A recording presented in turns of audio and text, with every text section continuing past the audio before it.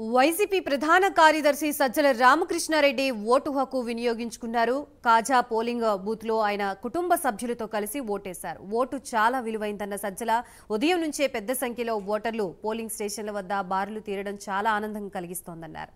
ఓటర్లకి ధన్యవాదాలు తెలిపారు.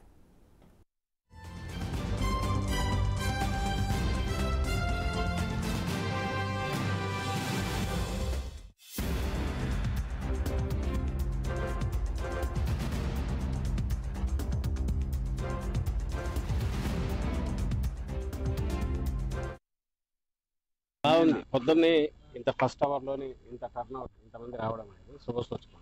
అంటే ఇప్పటికే ప్రజలకు ఒక క్లారిటీ ఉన్నట్టుంది. ఎలాంటి పాలన కావాలి, ఎలాంటి పాలకులు కావాలి, ఆ ఆకాంక్షలకు తగినట్టు ఓటు వేయడానికి ఇంతమంది ఇంత పొద్దున్నే రావడం అనేది ప్రజాస్వామ్యానికి చాలా శుభసూచకం. ప్రతి ఓటు విలువైంది. మా ఓటుతో ఏమవుతుందని ఎవరు అనుకోకూడదు.